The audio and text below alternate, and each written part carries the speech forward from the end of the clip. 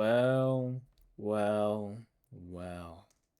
Can you believe it, guys? I bet you guys started to think this video was never coming out. Because I did too. I was.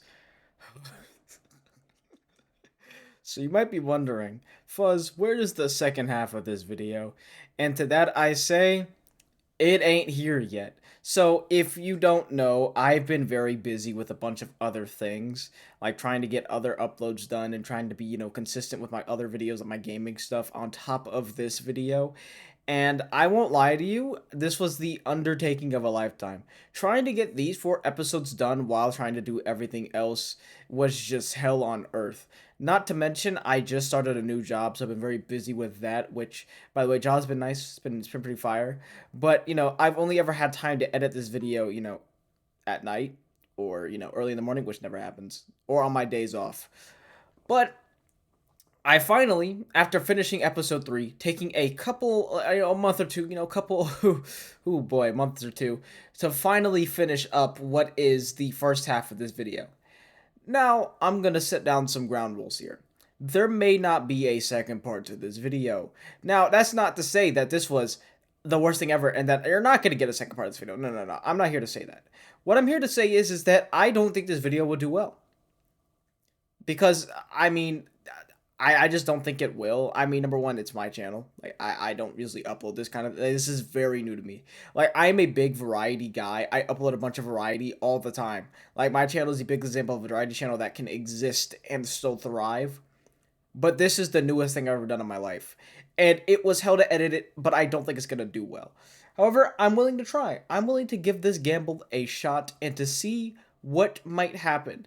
Now, this video does well, I'll edit the last 4. I'll edit the last 4 episodes, pop this out as a video, and then at a later point, I'll combine both the videos to make a long video, so then those who don't want to bounce between 2 different videos have one full extensive Hazbin Hotel ranking, retelling, and crash out. But I just didn't want to upload the full 8 and then the video does horribly. Because then I'd actually, want to fly off a bridge.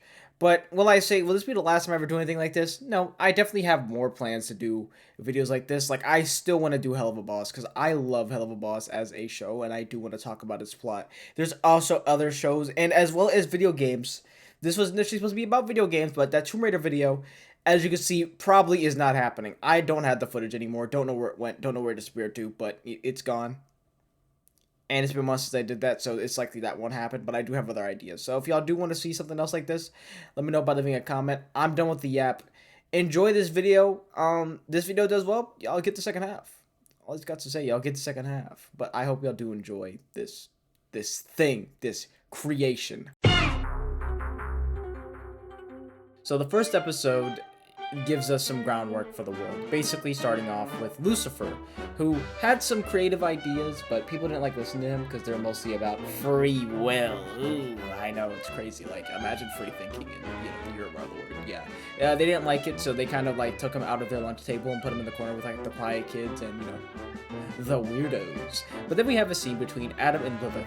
Not Eve, she's not here yet, we'll get to that later, but this is not the only change in the story, because instead of Adam, being nonchalant, cool, chill, he wants control of the relationship. He doesn't have a job, he doesn't pay rent, there's no houses, so Lilith just leaves. I mean, I really don't know what he expected, come on, bro. But in her travels, she meets up with Lucifer.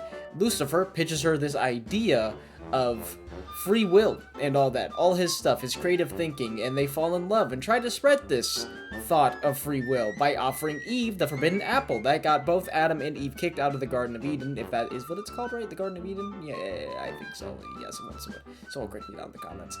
But basically, through this action, hell was created, which is kind of crazy. Imagine handing a homeless man $5 and telling him he could do anything, and then he proceeds to commit a spree of crimes in your name. That's insane. Even though that's not really what happened, it's still insane. And you know what's even more insane? The fact that through this action, you know, this unintentional action, both Lilith and Adam get sent to, not Lilith and Adam, Lilith and Lucifer get sent to hell. Yeah, they're both gone. This really kills Lucifer's vibe because he doesn't get to see the goodies done. He only gets to see Hitler and soon to be Kanye West down there. But Lilith, on the other hand, thrives off of this and tries to build up hell with her songs and all that. But heaven sees this as a bad thing because, you know, imagine being a slave owner in the 1800s and seeing that there's this woman upbringing all the slaves and they don't want them overtaking them. Listen, there's been a lot. And listen, it's been 5 seconds that I made, you know, 2 jokes that don't make any sense to the lore of the story. Listen, this show has tilted me. Let me have this joke, okay? But yeah, they see this as a bit of a thing. They might uprise and overpower them, so every year they come down and kill sinners to prevent this from happening. Which puts us here with Charlie, the daughter of Lilith and Lucifer, followed by her girlfriend, Vaggie, who I didn't know was her girlfriend until episode 5. Yeah, kind of embarrassing out of me. And for this series, as well as any other Vivzy Pop production, maybe, possibly, I don't know who it is for, has been a hell of a boss because, well, there's more episodes to that, and honestly, it was enough to do this. It was absolutely agonizing.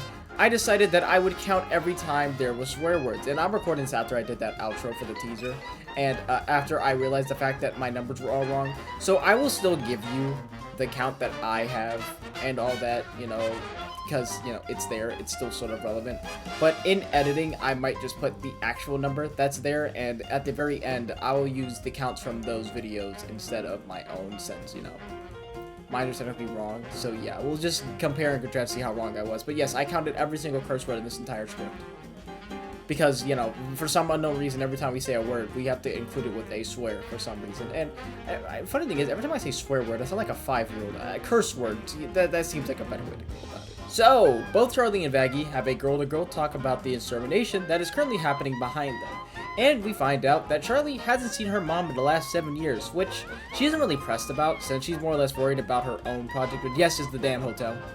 Listen, it's the name of it, and plus it's in the pilot that you probably haven't seen for 5 years. Yeah, it's old. And no, I'm not covering it in this video. I was going to, but then I saw it was 30 minutes, and I'm already at the ending point of this video, and honestly, I don't think anyone will care, and if I get anything wrong, someone will go down the comments. I already got the curse word count wrong, so, you know, someone's gonna go down in the comments and, you know, beat the shit out of me for getting something wrong. It's fine. It's fine. And not to mention, you can even tell me, like, oh yeah, all those in the pilot. I've even heard there's lore in live streams that I have to watch. No. Listen, I'll explain lore that happens in this show, and that's all I'm gonna go for. Alright, cool. But we get to meet Alistair, who shows them one of the commercials of all time, and they obviously don't like it, saying that the tone is off, and it doesn't even explain to the people what they're supposed to be doing to show that the hotel is supposed to show that they can repent and be good people. Which, let me get to my first tangent here. Alistair doesn't really care, and it doesn't make sense to hire the one person who doesn't like being on TV to do this. Like, it's a bit foolish that's the equivalent to asking a car salesman to go sell, like, pumpkin pies or something. Actually, maybe they could. I don't know. But yeah, no, it's kind of like polar opposites. You would want somebody to do that anyway. But we later find out either way that people do like radio, and they even have people who do TV stuff anyway. So they hired the worst person and then gave him the worst job for this. And it's not like they're doing anything. Like, their one resident's a grown man, which, if you don't know who the one resident is the person on the couch over here. The name is Angel Dust. I'm sure everyone has a negative, like, what's it called? The connotation of their character, if that's the right word of using it. Because they talk like a 15-year-old in a furry Discord server. They sound like they want to be pegged every 5 minutes. It is absolutely horrid sometimes. And they're all about sex, but let me just say this. I don't know if it's because every other character in this show, at least most of them, don't have enough screen time, are written poorly, or are just horrible people, but Angel Dust is in my top 3 characters this entire show. I genuinely like Angel Dust as a character after watching through the entire show. His character is not bad, and not as bad, and probably because I had the expectation high of he's just going to be a weirdo the entire show, and he really wasn't, in my opinion. I could be wrong, once again. Oh my god. Opinions are subjective, so I mean it's kind of whatever. You know, you could say that I'm a lion pizza chip, but you know it's whatever. But along with that, we have the only one of the 3. Do we consider Vaggie a worker? I'll consider Vaggie a worker. Yeah, we have one of the other co-workers here named Husk, who is voiced by Keith David. I feel like I recognize this name, but like I just don't know from what. But yeah, he's another one of my top 3 characters. He's an awesome guy. I'm pretty sure a lot of people like him because, you know, he isn't just, you know, yeah, I'm sure, but he's not even here because he wants to be here. He's here because Alistair is forcing him to be here. And then there's Nifty. I don't know how to feel about Nifty. Like, her first line in the show is, "I like being forced," and she looks like a 12-year-old. I don't know if this was an oversight by the creators of this show, but that just freaked me out. But she's like 80. So, I mean, yeah, but she still looks like a child. It's the equivalent to when people were talking about, you know, the Penny Parker having art. Don't ask me about this, okay? But yeah, like Penny Parker bikinis or something in like Marvel Rivals. It's like, oh yeah, we can have it because she's canon 18-year-old, but I still wouldn't feel comfortable because she looks like a 5-year-old. You know what I'm saying?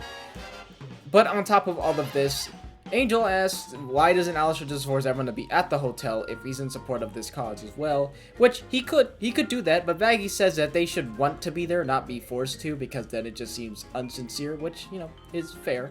And it also would help if they, you know, wanted to be there so they don't get slaughtered every year, you know what I'm saying? Yeah.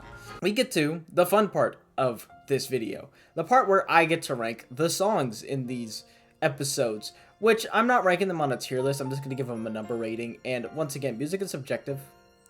So if I give a music a rating, maybe you'll like the song more than me, which then I recommend. I'm going to be naming off every single song in this show, giving it my rating, and you can go look it up. I'm sure it is everywhere by now. And go listen to them. There's only one song in this video I think I recommend, and we'll get to it, because it's the only one I made into my playlist. So you can already tell that this first song, which is called A Happy Day in Hell, it's, you know, it's a song that takes place after Charlie gets a call from her dad and gets to go to a meeting with the Exorcists, who are the people that come down every year and slaughter every one of the angels. Not angels, the sinners. So then, you know, yeah, you know what I mean? Yeah, I'm sure you know what I mean. But yeah, she goes down the streets of Detroit basically singing, and I give this song a solid 5.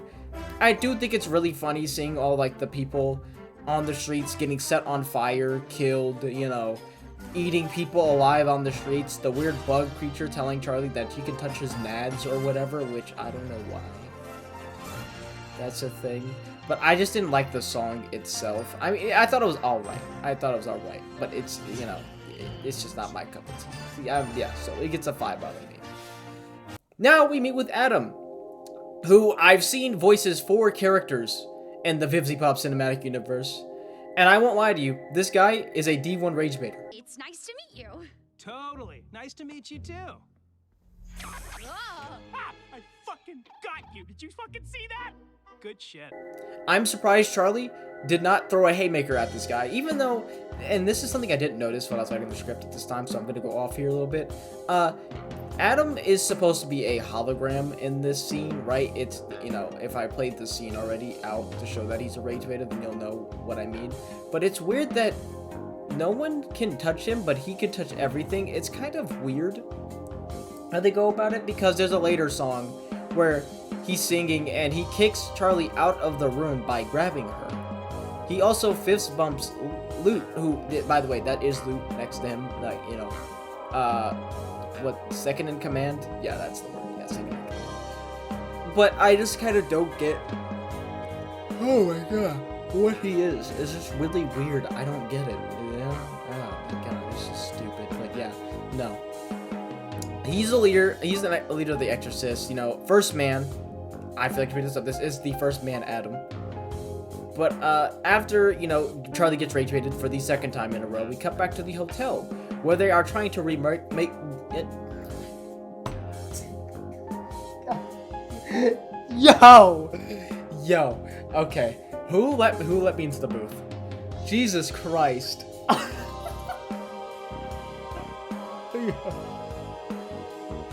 Yo. Like, it is, the worst part is, that wasn't even as a joke. I genuinely started that fucking bat. Oh my god. Oh, okay, let's try that again. Oh, okay. So, we come back to the hotel where they try to remake the commercial, and we know how that goes. Everyone is fumbling the bag, but I do think it's really funny that Huss says he can't remember the lyrics because he isn't really an actor, even though, you know, he is an actor. Get it? Because, like, you know, he's an actual actor, you know. Yeah, that's pretty funny, isn't it? That's a pretty funny bit out of me, you know. I thought that was hilarious, but, you know, that's just me. I find these stupid things funny, you know. But we come back to the meeting between Adam and Charlie, and then, oh yeah, this is the part where I re-mentioned that Charlie finds out that this is the original Adam, which I thought was obvious, which is why I pointed it out earlier. You know, why do we write these things? Why? Why did we write this? Why did we do this? I didn't want this. You didn't want this. Nobody wants this.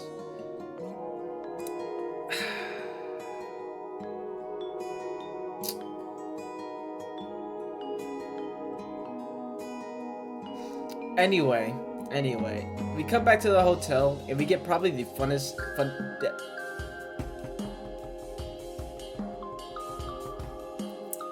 If I stutter one more time reading this script, I'm gonna lose it. But before we, if I say but before, is I say.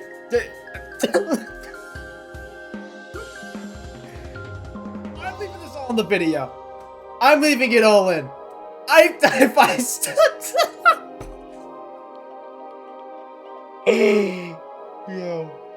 Yo, okay.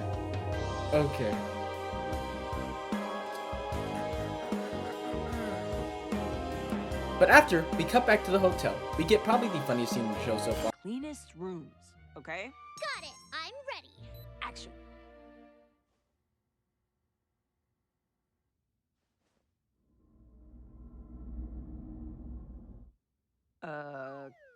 Cut. How was that? Well, Nifty, you actually have to say the line, so let's roll again. Okay. Action. But Vaggie is going through it since this is the equivalent to babysitting while trying to study for an exam. But then Alistair proposes a deal. Since he knows this isn't going to work out, which we also get a bit of lore, you can't record him, which we'll get back to this later because this makes no sense at all. He says that he'll be helpful as long as he doesn't have to deal with the TV bullshit anymore. Which is a solid deal that won't have any consequences. Isn't it foreshadowing, by the way? There really isn't any consequence to this deal. That's just his terms and conditions. But back with Charlie. She tells him that she has to fix the issue with overpopulation in hell. Which they obviously think there's nothing wrong with their method since, you know, it's fun to kill people in hell. And if they're in hell for a reason. You know? Yeah. Murder on my right. WNBA Melly or whatever the fuck his name is. I don't know. But the only reason she's really up there talking to them is because she has a pardon due to Lucifer. But then Charlie has to go into the music number because she's running low on time and, you know, she needs to let them all know in a quick way. But they really don't get to explain it since, you know, Adam, you know, being the dick he is, switches the song to Hell is Forever and, yeah, says, fuck you, Charlie, I hate you. I am going to actually move this timestamp, you know, not the time, the deadline from 1 year to 6 months. I was gonna say an hour. I don't know why. Yeah, to 6 months. Throws her out onto the streets. This song gets a 7 because it sounds like a Living Tombstone song, and I'm not putting it in my playlist unless there's a Living Tombstone remix. So yeah, I win again. W me. But when Charlie gets back, she finds out that the gang made the commercial that they were looking for. And we don't even get to watch it, but I am going to point this out. There's a thing, right? Where, you remember when I told you Alistair literally says he can't, you know, you can't really record him and he didn't want to be in the commercial? Why is he in this commercial? We're just never going to address that. It's like the equivalent to writing this down, like, oh yes, these are the rules, and then literally immediately negating that rule within 5 seconds. It's just stupid. But then we get a news segment before we get to see the full commercial with our GOAT, Brandon Rogers. God, I love that guy. I love him. And also, if this entire, you know, the big video, maybe even this one does really well, I'll cover Hell of the Boss as well. But yeah, that's the end of the first episode with a curse word count of 47. That was my count. But yeah, that's all of episode 1. So, what did I think of the first episode? Well, I remember back all the way in October of last year, I tried to watch this episode. I skipped the entire musical segment because I didn't plan on watching those, and then once, like, not even kidding, 5 seconds after the musical bit, I turned off the show, and it took me until now to watch the show again. I didn't really like the show my first viewing, but, you know, on second roundabout, I thought it was okay. I even had a headache going into it, so it's not like I watched it, you know, while fully locked in. I watched it while being in agonizing pain from a headache that just kind of showed up out of nowhere.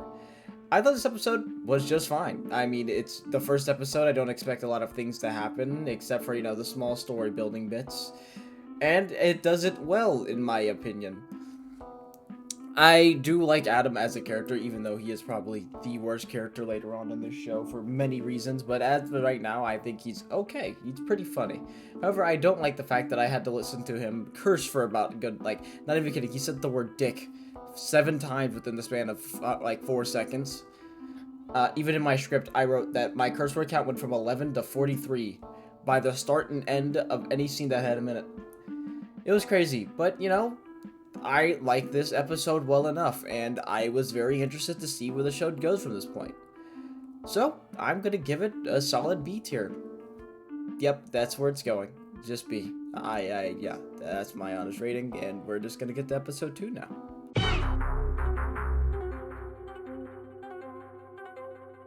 This episode begins with everyone freaking out over the new time cut being 6 months, and at the same time there is someone who's blowing up Angel's phone.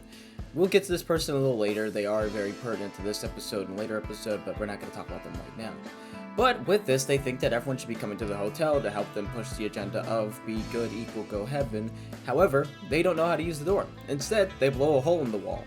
This is Sir Pentious. He is one of the many people that don't like Alistair. However, unlike someone else we see later in the episode, Alistair doesn't even know who Sir Pentious is. This is the equivalent of the Dot in Miles if the Dot never had a glow up. If you haven't seen that movie yet, what are you doing? Just click off this video right now and go watch it. Yeah, you're selling me actually. We're speaking again actually. Unsub. Right now. Unsub just like the video. Catch you later. But now, we come across the V's, who I will introduce as we progress through the episode, and I just want to say this scene right here. This week's episode of Yeah, I Fucked Your Sister, So What? Is brought to you by Box Tech.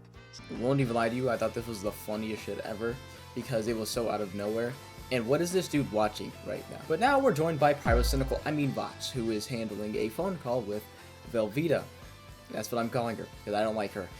Who has a guy named Valentino slaughtering everyone for some reason. That we'll get to hear in 2 seconds. But, like me, when my friends can suggest that we play a game, and that game is Valorant, my smile goes to a frown, as he bullshits his way through an interview. And from what I've gathered, he is one of the many big demons, and his abilities is hypnosis as well as the ability to travel through cameras. We are then introduced to Velvet, who is still Velveeta Cheese, same person, just, you know, different names from the episode. I don't know why I wrote this down as 2 different people. I might be a little slow, but from what I can assume, she's a fashion expert person. I have 0 drip, leave me alone, I know nothing about this. Vox is a tech salesman and a TV show host, and when I say that, I mean he is the TV. But Valentino took apart his best model. No, her best model, their best model, all of their best model, so Vox has to go calm him down. And if you're wondering, well, Valentino is supposed to be Angel's boss, basically a, what, I was gonna say, what, porn director, but he is in some of them, so I really don't know what he is, but I know is that he does own Angel, so that's all I got. But he's upset because Angel moved into the Hazbin Hotel and isn't even talking to him anymore, saying that he made him and all that, you know, it's kind of like,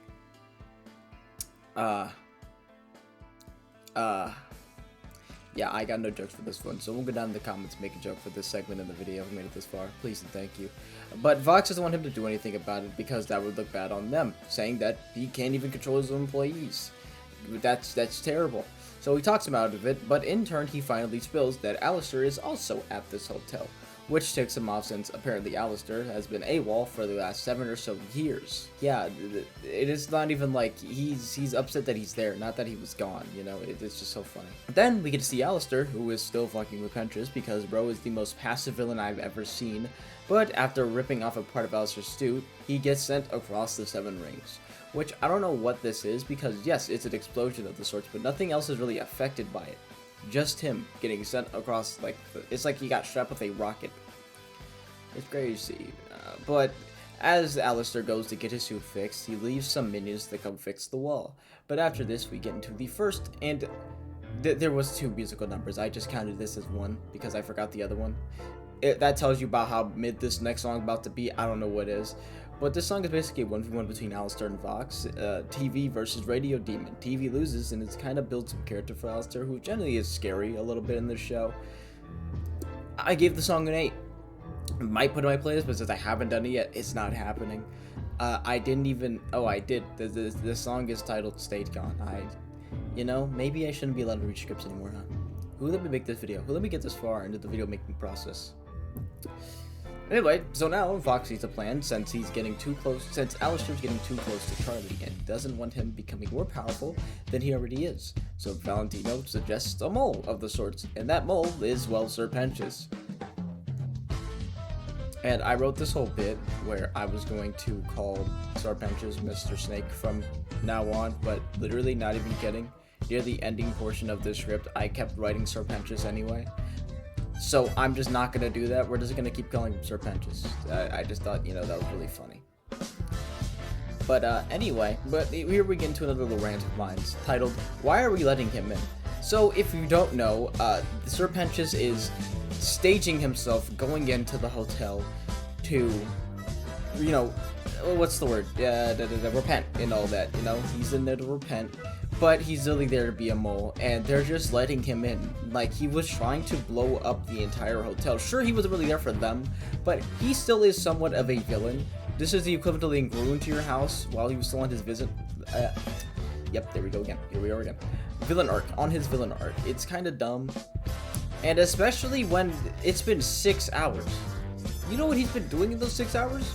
Walking all the way back to this hotel. Nothing has changed with bro. Not necessarily. You think he's gonna get rocked by Alistair and then just come back and go, yep, got my ass whooped. Actually, you know what? That's the funny thing is, I think that would be a realistic thing to happen.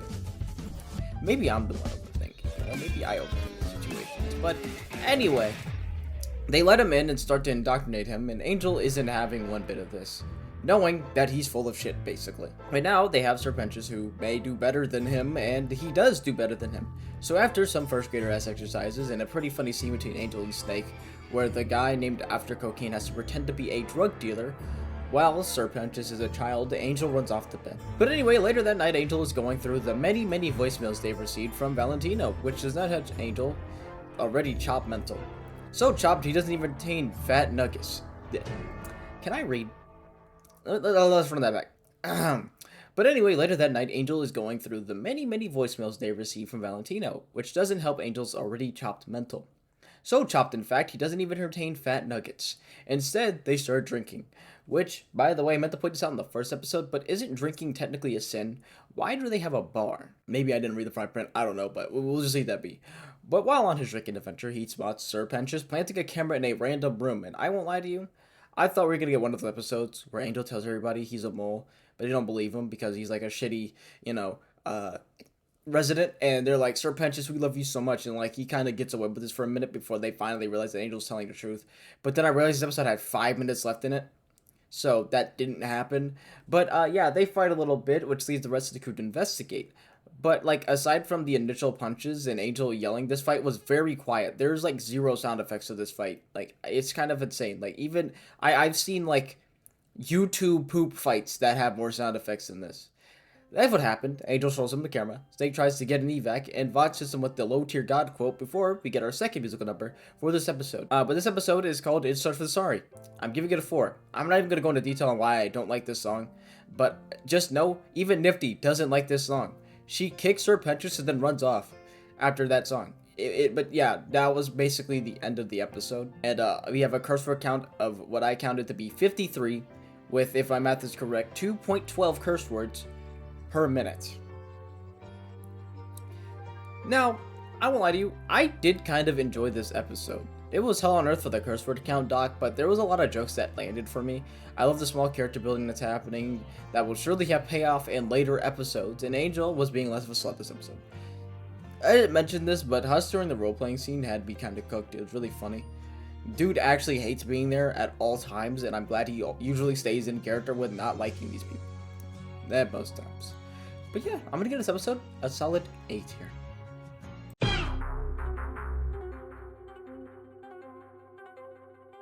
This episode begins with Charlie celebrating Sir Prentice's first week at the hotel, and his response is to build a machine called the Skin Flayer 1100. This is because everyone is being way too nice to him, so he suspects someone is going to try and kill him in his sleep. He also gets some weapon parts sent in from Carmine, who is important to the episode. She is the biggest armed heroes in hell, as well as one of the many overlords that we will get to very soon, just not right now. However, I got a small question here. How does Sir Prentice make money? Like, he doesn't really have a job to be ordering full cases of weapon parts, at least that I know of. The last job he had was working for the V's for about an hour before he was immediately caught and told to, kill himself. And his other one being a part-time villain, which, by the way, didn't really work out for him.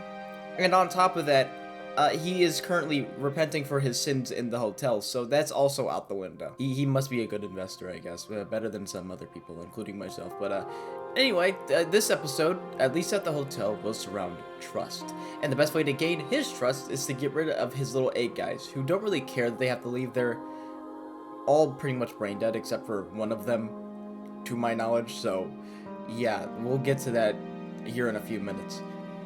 So the first exercise is a trust fall. You share something vulnerable about yourself, and then you let everyone catch you, or just one person. You know, I say everyone, but usually it's 1 or 2 people at most.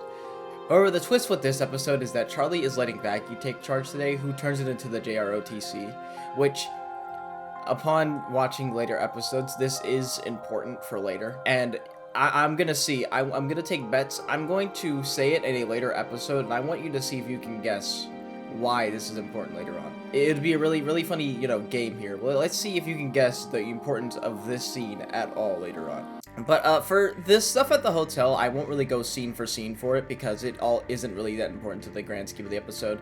But I just want to say again, I love the scene between Angel and Dust because I love their dynamic a lot. 2 of my favorite characters in the show, just kind of, being themselves. It's kind of awesome. I really like it.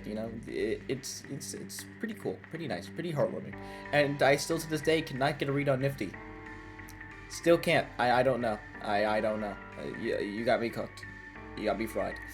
But in the next scene, we're in modern day Detroit, and Alistair gets ran upon by an old friend who is the size of Shaquille O'Neal himself. His name is Zestral, and he is another overlord. We can tell that because, well, whenever anyone sees them, they either hide or just straight up kill themselves. This isn't a joke, by the way. This actually happens. It's really, alarming that people go this far to see this guy, of all people, and then just start doing this in the middle of the road. It's just getting out of hand. But they have a meeting to get to, so Alistair leaves the eggs to guard the front, but Frank somehow, someway gets to the elevator.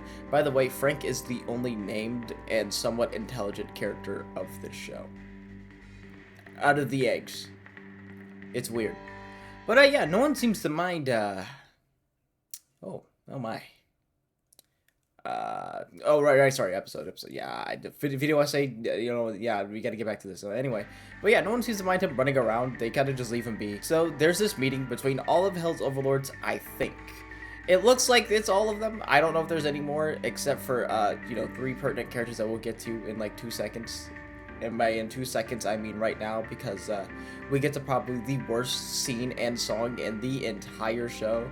Yeah, they're all talking about the new extermination rules going down from a year to now 6 months, since now they're all at risk, which, is very bad.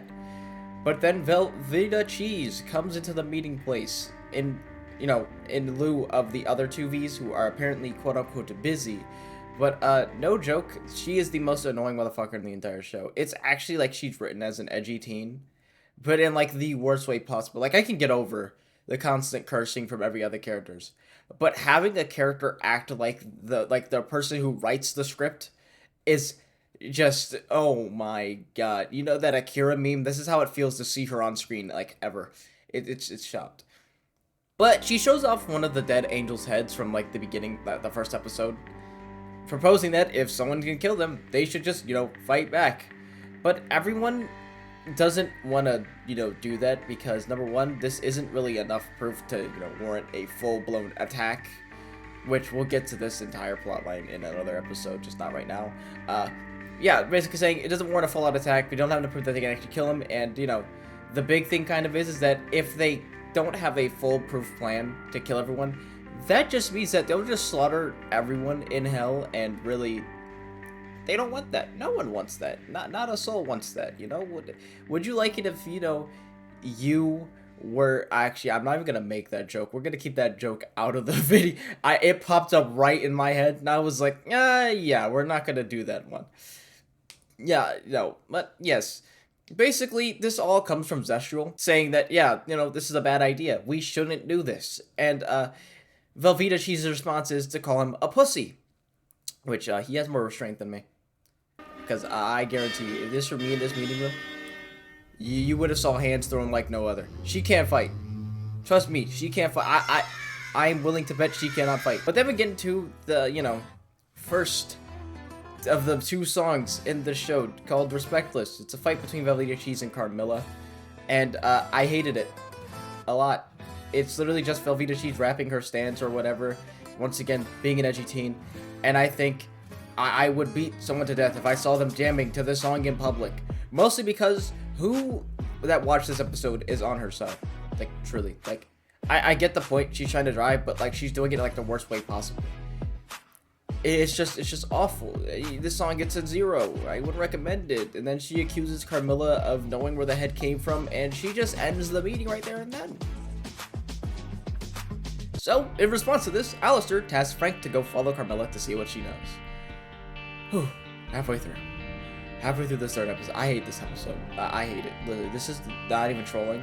If you were to skip any episode of this show, and at the very end of this video, I go in depth on why I don't like this episode, but I'm gonna give you this right now. You could skip episode 3 and you would lose nothing.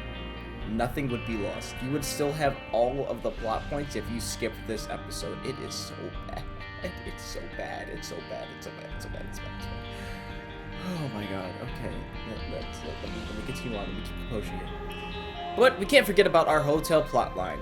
Which, yeah, Angel took them to a BDSM cave, which usually I would be upset by this, because it's like, oh my god, Angel just being horny. But in all honesty, he isn't in the wrong here. Like, literally, you're not getting tied up by some random stranger, unless, you know, it's by John Carpenter.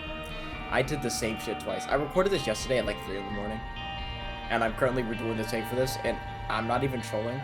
I said John Carpenter twice, when the worst part is, it's John Kramer. Which means that I took that K and turned it into a C. I don't know how. I don't even know anything about John Carpenter. I just say it for some reason. I don't know why. Like, I apologize for all the times I'm going off script. But this episode has stolen the soul out of me, and the constant, like, me mixing up a word is just frying me to my limit.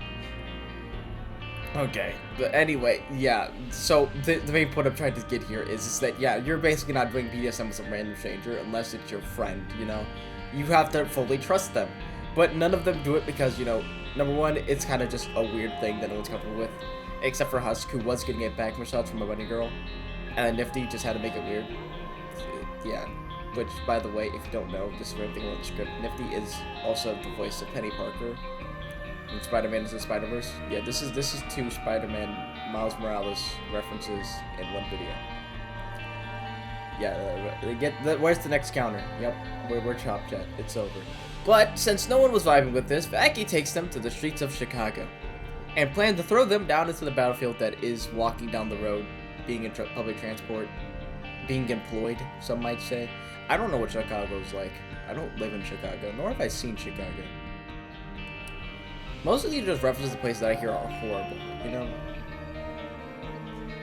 Yeah, once again, episode draining the life out of me. But Charlie doesn't let this happen, since this is obviously insane, but Vaggie wants this to be rushed, since they don't know how much time they really have. Until the, you know, the Great Purge, but Vaggie wants to do this is to make up for all the work and everyone being dumb, and she feels like she's not doing enough. So she asks Charlie to leave now, because she has to sing this song, titled Whatever It Takes, with hit singer Carmilla Carmine, or is it Carmine Carmilla? I just wrote Carmilla, but this is a song. I think it's okay, especially because it's a nice change of pace from Respectless. It's pretty good. However, once again, I will say this: this song shouldn't be in this entire episode is pointless, because all the song really does is just because Carmilla says yes, she did kill the angel to protect her kids, which I don't know if you have to have the. actual brain of a goldfish to not know that, yes, Carmilla was the one who killed the angel. I thought this was obvious. Upon that, like, yeah, I have nothing. I have nothing. This song gets a 7. I'm not putting it in my playlist since it isn't my vibe. But then immediately after, to insult my intelligence, they animate a scene of one of the eggs fishing a condom out of a trash can. So, yeah, what is this episode, by the way? But Frank tells Alistair about the whole angel killing, and that's pretty much that. And to quickly wrap up this episode, both Charlie and Vaggie apologize to each other, and we see the hotel guests are getting along. Vaggie gives Sir Pentious back his eggs, and as he tries to sleep, Frank tells him about the entire meeting, but, you know, Sir Pentious doesn't really care, thinks he's trolling, this is another very important plot for later. True that. But then the episode ends. Now, I was gonna hold this for the end of the show, but I'm gonna put this here because I do feel like this is very pertinent to every episode that I'm going to dislike later on, and it's for one big reason. The first one is this episode didn't need to happen. Everything that happens in this episode, it's just kind of there. The whole hotel plotline is really I thought it was fine, you know, I thought it was okay, but it really didn't need to be like a thing. This episode didn't need to exist. The whole reason that this episode is here and the whole reason that the trust thing even happened was because the Skin Flare 1100, and it was to get somebody on the inside to spectate that meeting. Truly. And number 2, this is probably the biggest weakness of every episode being about 20 minutes in length. You can't really focus on 2 plot lines in one 22-minute interval, because then it's just all clustered and it literally just leaves stuff out, you know, and it just makes everything so much more annoying at the same time. Because, like, I get it, season 1 feels fast because every episode is 22 minutes long, and they're trying to cram everything in to the 22 minutes. Not to mention, let's really do the math here. 22-minute episode, because there's really 25, but there's credits, you know, yada yada yada. There's beginning and entrance, but I already know they're 22 minutes in length because I recorded every one of them. 22-minute episode, you then have 2 plot lines that need to be split to each other, so that's 11 minutes per plot line. And then you have to include 2 song numbers, which can be at most 3 minutes, and sometimes they're for, I don't know, 1 plot line or 2 separate plot lines. So let's say they're 1 for each plot line. That then drains 3 minutes from each 11-minute plot line. So let's see, 11, 10, 9, 8 minutes per plot line. You see how, like, just bad that really becomes when you try to cram in something important and then something just to have, you know, a beeline. Which I'm going to show you the perfect example on why focusing on 1 plotline is really good, but it's probably going to be the worst example possible because this episode is very divisive. But yeah, I didn't like this episode because not only is it trying to fit 2 things between each other, it's rushing it. I don't like Velveeta Cheese. She's annoying as hell. Both the songs were okay, but there's a lot of times where it's kind of just like, I could have figured this out by just existing. Or you could have kept the entire thing a secret. Throw the head on the table, make it look like everyone could have done this, or no one knows, you know? But, like, you made it obvious from the second you threw the head on screen, and then it's just like, why is this here?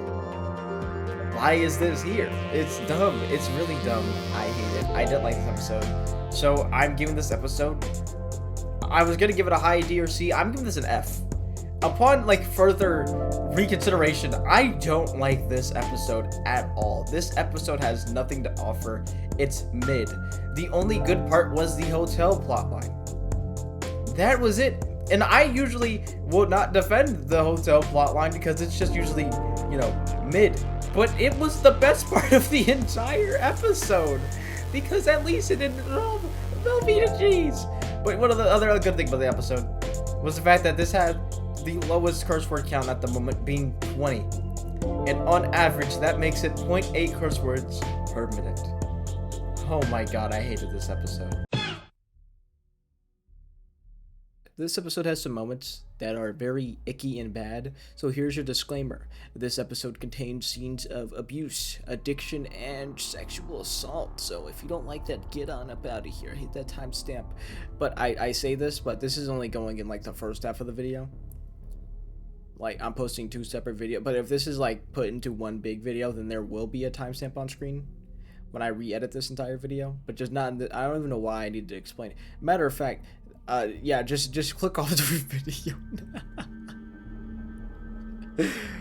Oh man, I won't get into huge detail about it, but I mean, it is the biggest plot point of the episode, so that's why I did want to specify it. So either timestamp or go watch another video that I made, because you know, they kind of fun. But before we get into the full story explanation, I got a confession to make. This is by far my favorite episode of the entire show. Yeah, I want you to say something.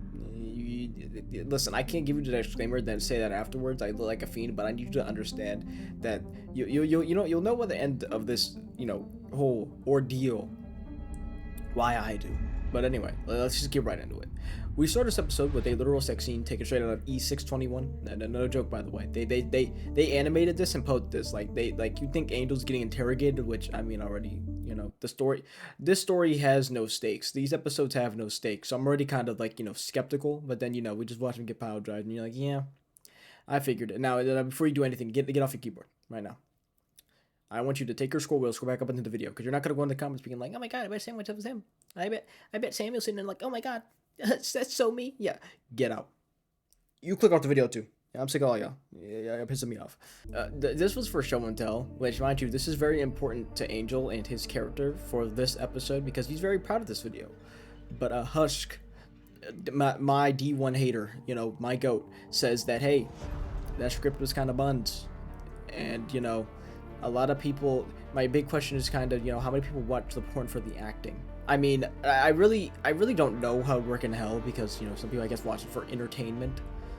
But I don't think there's a single porn video out there where the actors or the acting was good at all, except for, once again, for animations, but, you know, at times. Only at times. But I don't know that much, you know, so someone told me that I had to do research for this video, so, you know, I got somebody to look into it for me, and, you know, we got that answer. But then Husk goes on this rant, which leads to us knowing pretty much some of people's secrets, since, you know, they all quote-unquote bitch to him about everything when they get drunk, and I'm glad that he also can't get a read on Nifty, for the life of me. For the life of me. You'll never. I even read this script 30 times, and I still can't get a read on her. It is insane, bro. But as Angel just tries to get flirty with Husk again, he stops him. And the theme of Husk's character this episode is telling Angel, hey, you are not an Instagram model. Stop trying to ride my meat, bro. You're weird for that. You know? It's kind of disgusting. Get on up out of here. You know, you can act like a normal human being. You know, you can do that. Like, you know, this ain't right. You know, this ain't right. And Angel, almost, you know, blows his shit smooth off. But, you know, he gets a call from his employer saying, hey, it's time to clock in. So then, you know, he leaves. And then, because every episode needs to have conflict, it starts with Charlie. And I will say it, this is Charlie's biggest, like egregious crime in the entire, like, first season. Like, I can tolerate Charlie, you know, I don't hate her as a character, but this episode right here, it made me, like, right hook my monitor in anger and disgust. But let's just get into it. But now we're here to watch Angel Dust get gangbanged in a more adult Home Alone film, which, no, once again, get away. Yeah, get out of here. I'm sick of you. I already told you to click off the video. Why are you still here? Damn. Oh my god. Sorry if I'm going really fast paced. I just want to get this done. I want to get this out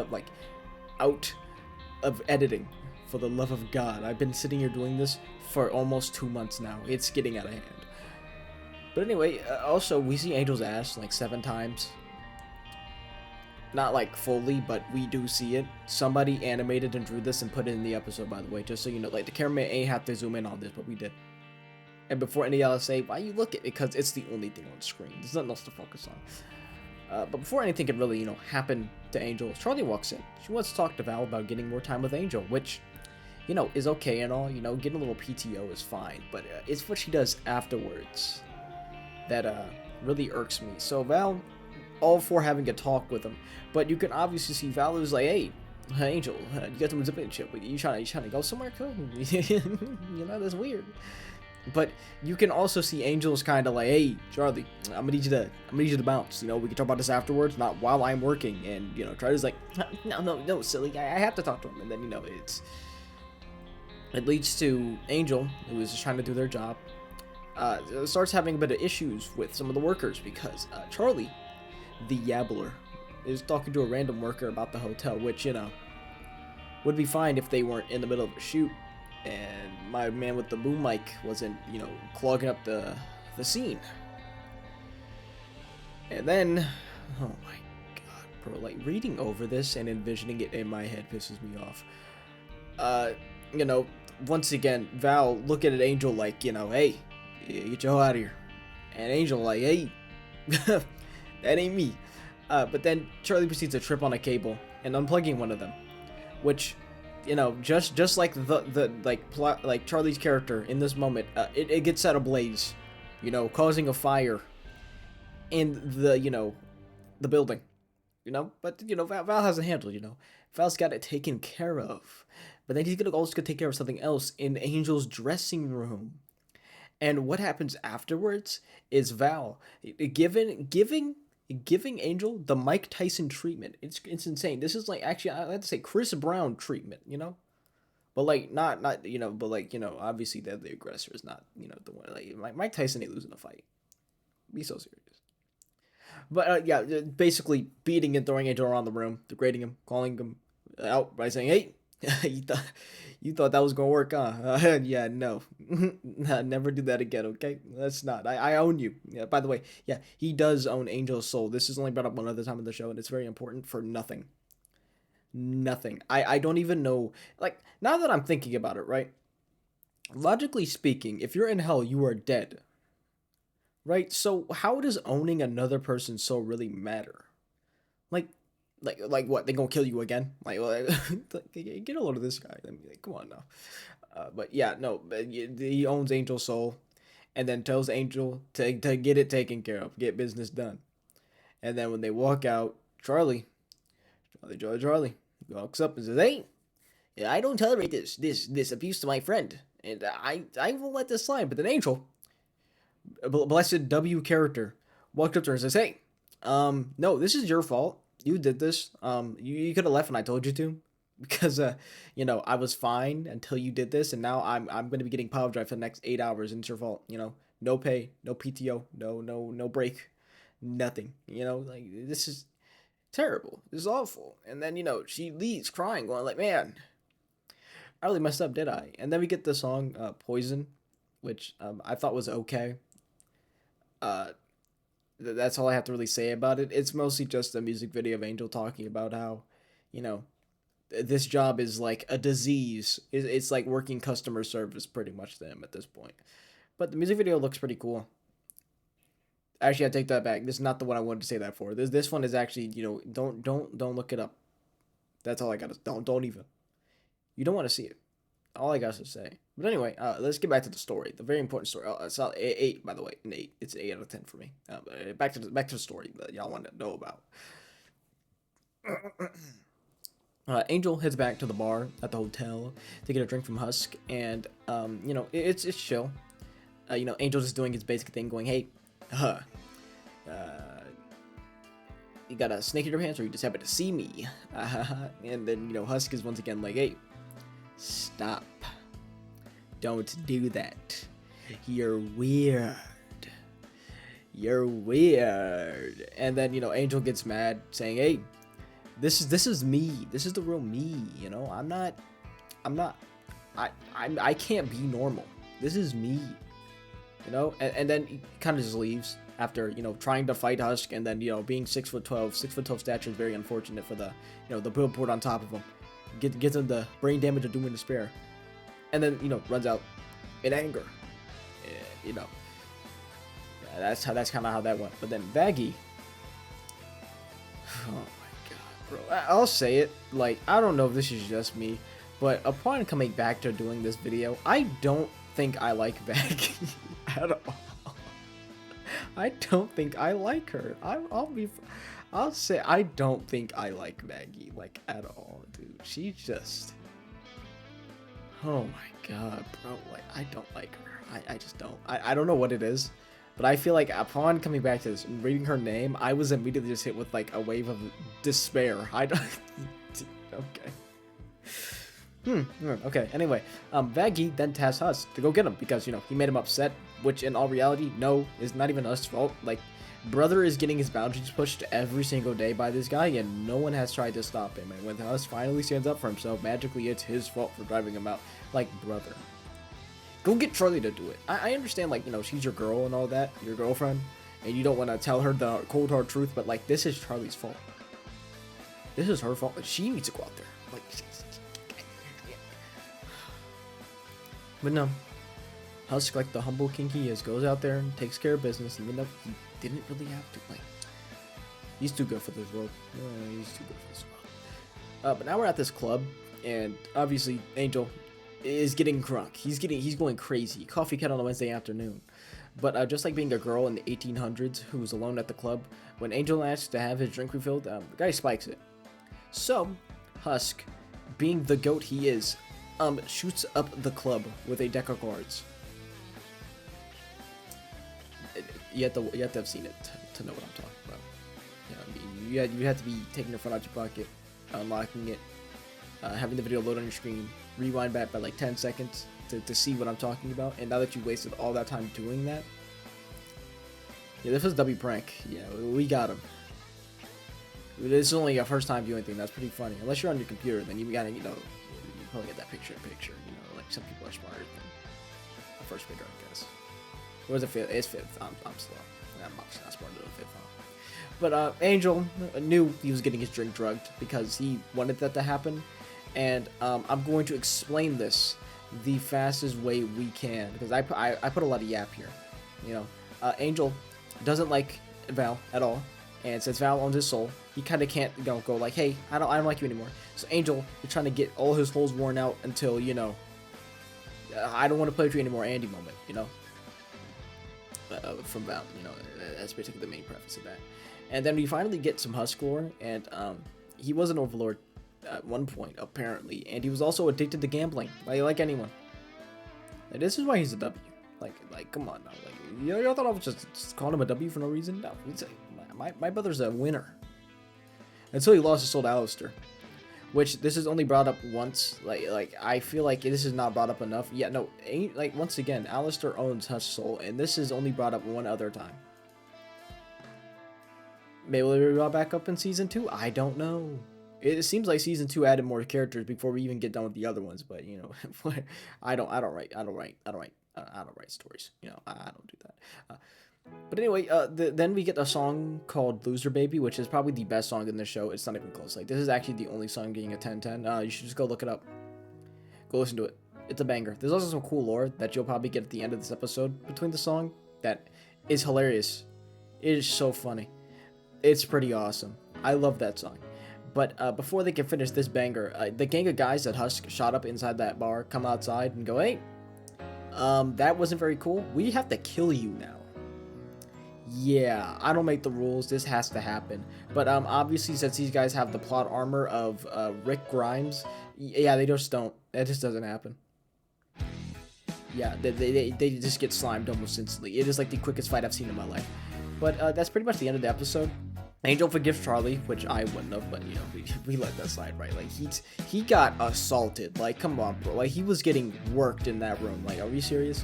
And then, you know, Husk and Angel are now good friends. And one thing I like to take with this episode and why it's my favorite is that there's actual, like, character progression. You guys remember how Angel used to be really, you know, slutty towards Husk? That doesn't happen for the rest of the show. Yeah, it's a shock. It's a mystery that they wrote a character and said, hey, let's actually have changes occur. Now, will this happen in Season 2? I mean, hey, let's just, yeah, we can only hope, right? Anyway, yeah, but I have a few more reasons on why this episode is top tier, and I'm gonna tell you right now, this is going in the S tier of the show at the moment. So let's start with this for one. I thought I was gonna hate this episode. Truly, like back when this first came out, and I wasn't really looking at it because I'm like, I really just don't care.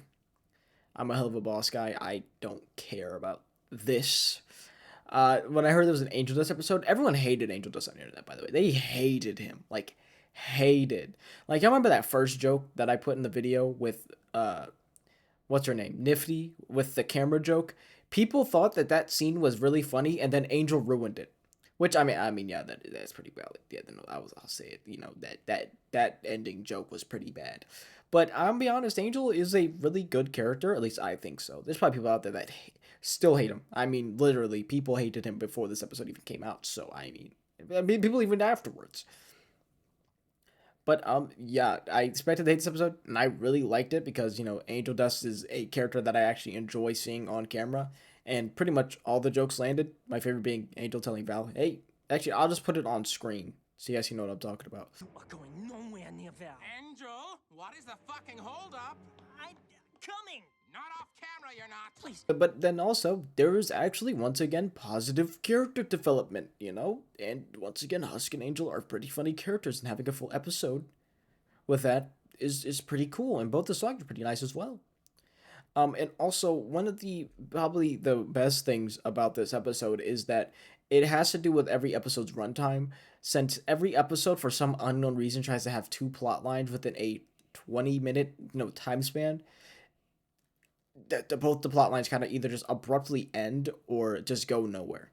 With having one concise plot, the plot actually starts, has a climax, and then the exposition and all that, and then ends. You're not just like, man, that was kind of ass. You're like, man, this actually was a decent episode, which I'm gonna need them to stop with these two. Like, it's kind of ass. It's why episode 3 was so bad. Like they tried to cover two plot lines and they were both terrible. This one covered one and it was amazing. But anyway, I'm done, glazing this episode up, down, left, and right. Once again, S-tier episode. However, this episode did have the record for the most curse words being 71, making it 2.8 curse words per minute. Oh my god. So, that was episodes 1 through 4. I hope you all did enjoy. I didn't expect to split it into 2, but genuinely, I didn't expect 1 through 4 to take me so long, so I'm going to not bite off more than I can chew and just give you the first half of this video. Anyone who is really good at this kind of stuff, let me know what I could do better, because this is my first time ever doing this. I don't know if I'm going to do the second half. I'm kind of conflicted. I want to see how this video does before I move forward, because I have other videos I want to get done with. This was the biggest hurdle, and I have everything I need for episode 5. But I don't know. I'll just need to see. I'll just need to ask myself, contemplate it, sit in my throne and debate whether I want to sit there and torture myself for another 4 episodes. But once again, hope y'all did enjoy. If you do want to see the second half of this, please let me know. I will definitely be dropping it if y'all want to see it.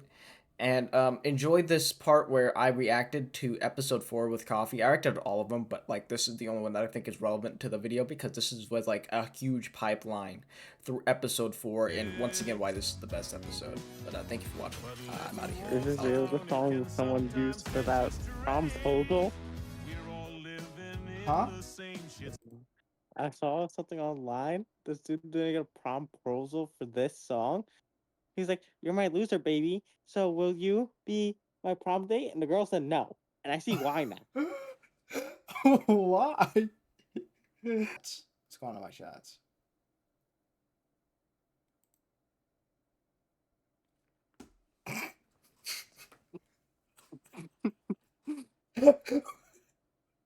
What is Why? that? What Don't is click that? it. Don't click it. Don't click it. Why not, bro? Don't click it. I'm about Don't to click it, bro. I'm getting ready to click Don't- this message, bro. Don't click it. Don't click it. Nah, bro, what is that? Is there audio? There is audio. Alright, bro. So what is this? What's going on here, bro? He's stroking it. Yo. Freaky out cat.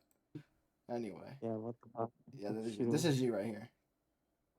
Was that pregnant? Like what? Hey, look, not- it's your girl. Hey, look. Yo, so real. That's so me. That's so me. It is you, bro. What the? Oh, you found it. You found it. Oh, and this audio. No, it's so embarrassing.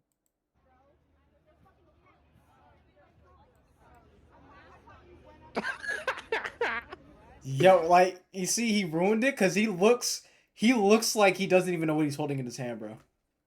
He looks distraught. This looks like he got pranked, bro. You get it? Oh, it's like a show. It's like an animated show, and like it's Hazbin Hotel, and like these are like characters from the show. So like, Well, hold on, that was Aura. that's Yeah, like hold on. No, Nah, he definitely stole his girl. she looks scared for her life. Now look at bro. oh, it's like a show. It's like a Wait, this is Aura. animated show, and like it's Hazbin Hotel. And, like, Wait, Yo. yo. Wait, that was Aura. and that's us. And it says "Loser Baby" here because that's like one of the songs they sing. Like you know the song is like "You're a loser, baby," like you know. Yo. Stop. No. Is this the same? What the fuck? There's no way this is the same guy. Kind of looks like Quacken.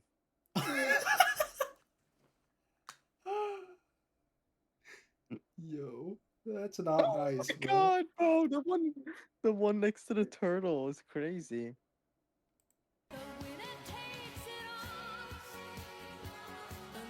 You see this? You see this? Bro. That Wait, would have been the one, bro. That would have been the one, but you sold. And you pinned this. You pinned this. Anything for the clout. My go. Bro, wait, how many views does this have? 2 mil. Oh, nah, bro. Anything for the clout. 200? 2 million? 2 Hey, million? anything for the clout. Anything for the clout. 2 million? Yeah, that was Sam, sometimes you gotta be I was desperate for the robbed, clout. by the way. This whole thing, like this whole like prom like poster thing, this was for a contest. We had a contest Oh my god, at it our was him. school of like whoever had the most creative. Bro, what happened to you? What happened to you? He You like went became like double chopped. No, bro, you went from this, which is like, murderer, but like, you're probably like a nice guy, to then this. What happened to you, bro?